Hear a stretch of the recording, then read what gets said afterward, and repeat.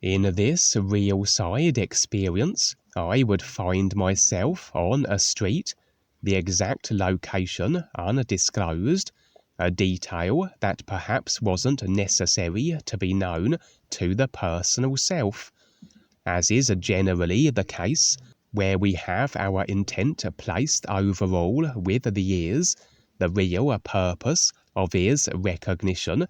everything simulated will roll out in accordance to the actualizing of this real intent. We are ever more so standing as the real awareness that we each actually are. As such, so the real awareness will take the reins of our real side experiences, orchestrating proceedings, directly animating the simulated forms that we operate in accordance with what makes sense with life, what makes sense in regards to the real purpose, that of recognizing the true reality, activities and assignments which overall are a support for all life, all awareness, and which in turn facilitates the earning of our is recognition as everything equals itself. And so, as the real awareness directs the experiences, as it is a part of the everything isness reality, animating through all consciousness effecting form and creational circumstance and position, then it has the oversight of everything transpiring idea-wise in the simulators, as though a complete simulator survival toolkit made available where every situation can be handled, whereas the personal self alone would only be able to draw upon the limited array of memory stored references as available through its current lifetime of experiences. The personal self would not know where to go or what to do in each moment that would make the most sense with life on the real side. It may try its best, but absent of the real awareness's creational oversight and capability, its efforts would be far more limited. Ideally, then, the personal self takes somewhat of a real side backseat as the real awareness orchestrates proceedings and simply observes what's taking place as though a passenger in the car, as the real awareness utilizes the simulated self to carry out assignments and activities that the personal self alone would be unable to achieve. And so, as we will find ourselves in real side situations, we will be as though real awareness animated, as though a puppet to carry out whatever purpose we are there for, as the created personal self and body forms are in actuality the tools of the real awareness for its is recognizing imperative, and only as we proceed will the experience begin to make more sense based on the visuals of what's taking place, but additionally with the real awareness impressions which afford more detail. As I stood in the street, impressions revealed I was awaiting another individual who would be featuring amidst all others that were present. All the experience participants would in fact be human as far as surface appearances went, and then a man would be standing on the other side of the street. He would make eye contact briefly. His jacket would have a specific word embellished on the front, and this seemed to be the indicator I was waiting for, revealing that this was the individual I was to engage with. At that moment he would proceed to walk off, but at a casual pace, and the sense was that I was meant to follow him. Impressions were that my engaging with this individual was to be so inconspicuously, that no other of the street goers be made aware of it, and as I continued to follow him, we entered a run-down, dilapidated area of the city we were in. He would dart inside one of the many abandoned buildings. I would do likewise, but seems he had completely vanished from sight. There was nowhere he could have gone, the building interior comprising of predominantly empty space, a few features present, a partial wall in the centre, a dusty full-length mirror resting against one wall. But as I stood in the building, so I had the sense of being somewhat moved out of phase with the overall dimensional simulation of the city I was in, as though an alteration was being made to my simulated form.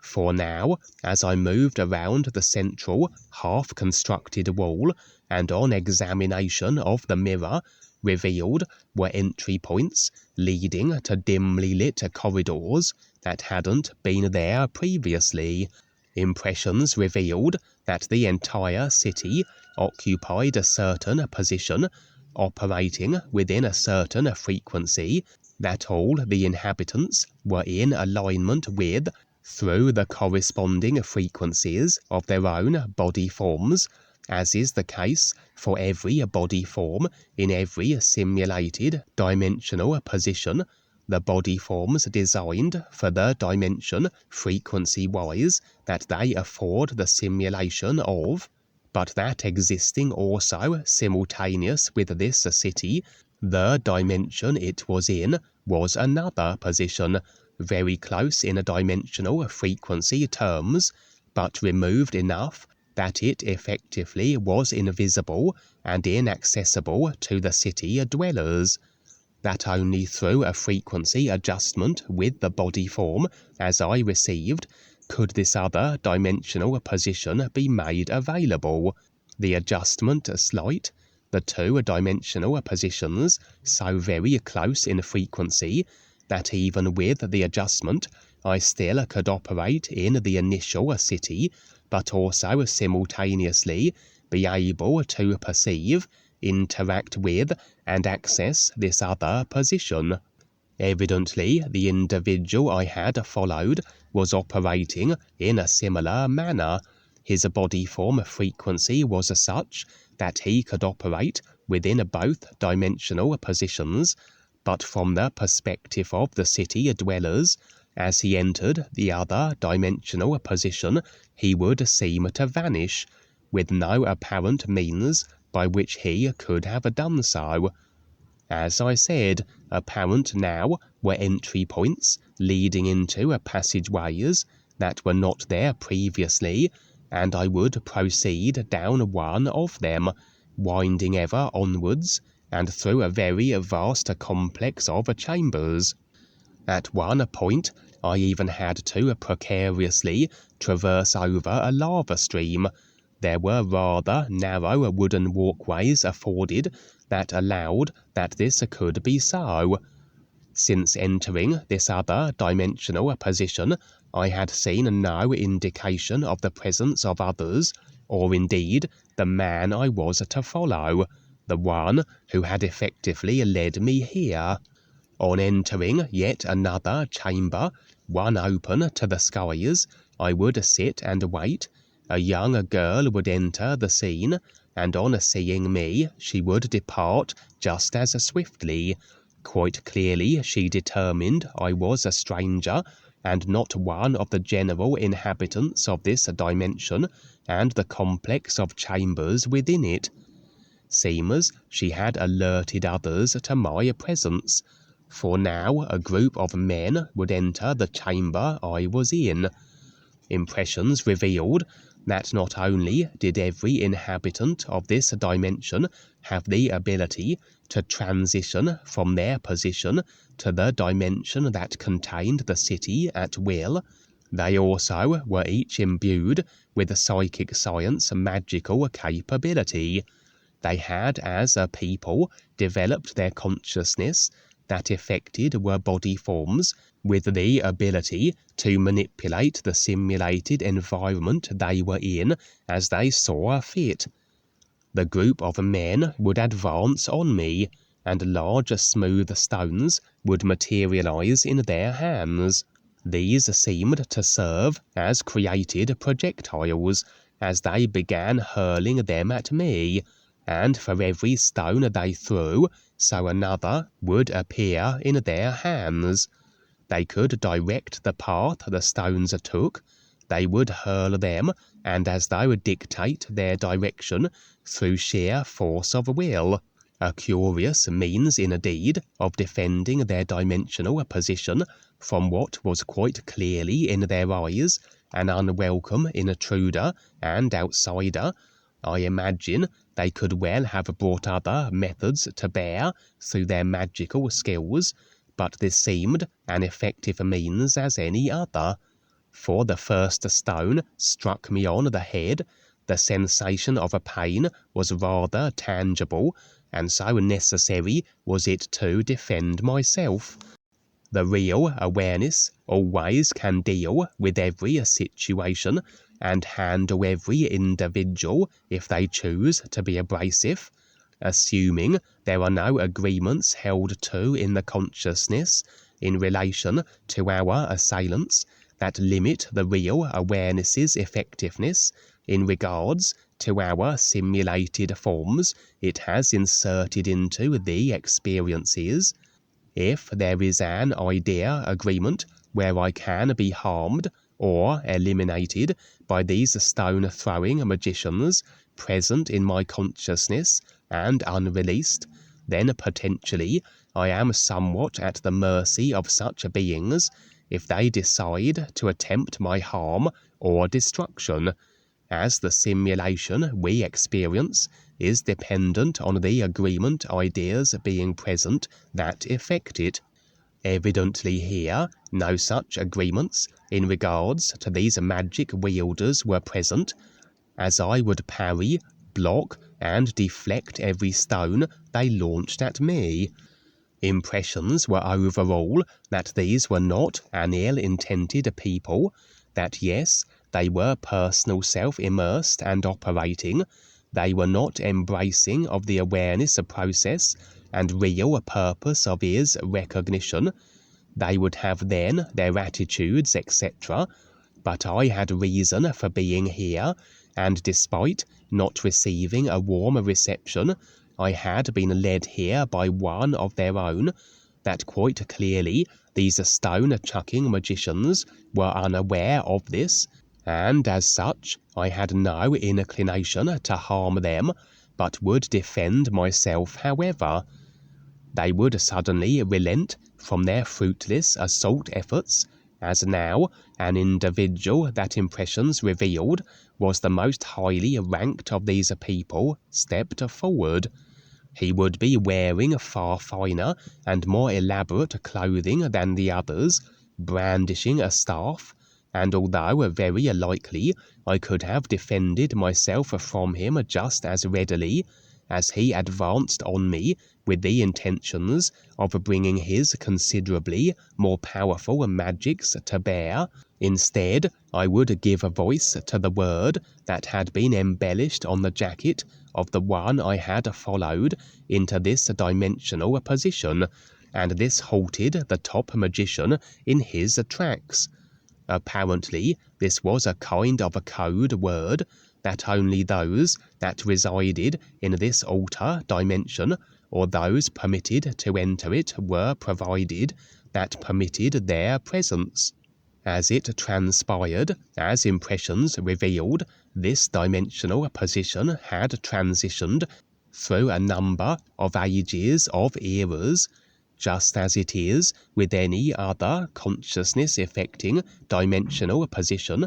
As the agreements in consciousness change, so the affected dimensional positions also will accordingly, and where the body forms in their respective changing creational positions may assign ideas, references to the ages they transition through. So it was here. The age they currently were in, their current simulation as effected from their overall consciousness was referred to by the word that was the password granting entry, and that which had been embellished on the jacket of the one who led me here. The real awareness could have plucked the password from the overall consciousness it has access to the entirety of, but perhaps the one I followed, the one who intended that I not only access his dimension and that of his people, but be permitted to remain, though perhaps he was unaware of the real awareness that could afford everything required and for every eventuality. As I said, these people had no intention set with the true reality, and so would be unrecognizing of the real awareness of themselves or others, so he had ensured I would not be removed by virtue of the word he had hinted at as a featuring on his clothing. He could have just told me the word, but that's how it went. Now accepted among these magic wielders, the leader would now recognize that I had a magical potentiality myself. More so, he had seen my ability to defend myself from the onslaught of the other magicians via my real awareness with its unlimited capabilities, and wanted that I rather step into the vacated position of one of his number that had seemingly been eliminated as he ventured into the other dimensional position, the one incorporating the city where my experience began. As it transpired, the city, the other dimensional position, was actually the physical level Earth, and this alternative dimension where these magical peoples operated from, though one only slightly removed from the Earth physical level in frequency terms, was where various operations would be launched from, operations that actually were for humanity's benefit. For these magic wielders would bring their considerable developed powers to bear to enter the physical Earth dimension and attempt to defuse as much as they were able all the restricting and controlling technologies the Dark Force reptilians utilize in their continued suppression of the slave species that are humanity. Very likely then the Dark Forces were aware of them, and the one who had been killed was not the first who had fallen prey to agents of the Earth-based control systems. It seemed these other dimensional people were in reality overall not so different to humans, but certain of them would step into the decided role of assisting humanity, of joining this magic order, and through the developing of such magical abilities were they able to nullify and shut down certain of the Dark Force continued technological bombardment of humanity. Their efforts ongoing, and who knows for how long they had been doing such, generally unseen or unrealized, and although perhaps unable to halt the ill-intended control agendas, as after all the human overall experience is based on agreement, really then it is the slave species who must relinquish these agreements, and afforded will be their liberation, but nevertheless within the parameters of agreement as set through human consciousness, this magic sect could at least delay the rollout of humanity suppressing technology to an extent which would serve as buying humanity more time to wake up. Every experience presents as opportunity. Overall, we are presenting the real purpose, aside from just creational, personal self-cause and effect choices, decisions, and dramas, but we very often will get involved in situations we take certain ideas and karma on if it makes sense to do so. If through doing so, we can bring into the limited, personal self-bubble realities of others, the new you song, etc., and if our actions can assist in regards to enslaved species such as humanity, where we can play a role in nullifying the dark force agendas. And so I would accept the position to become a part of this other dimensional magic order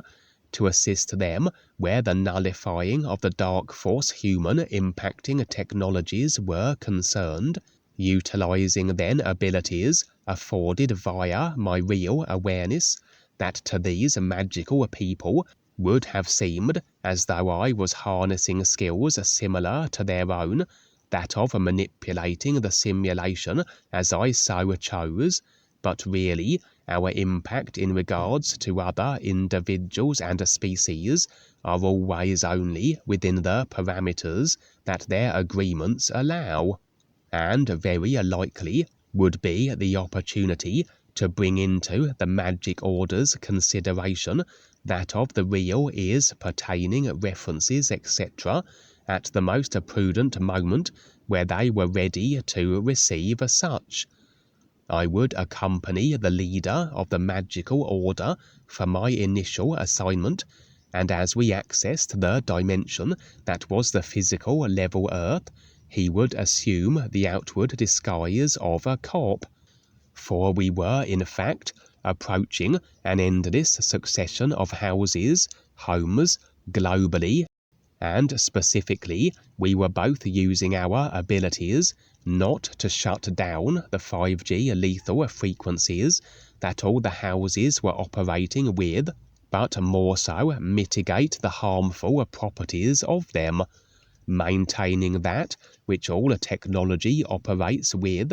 but that the frequencies be less disharmonious, as opposed to pulling the plug as it were, and having the earth descend into a chaos. The cop disguise was then rather essential, as it seemed we needed to be in close proximity with every house and home to carry out our frequency harmonizing operation,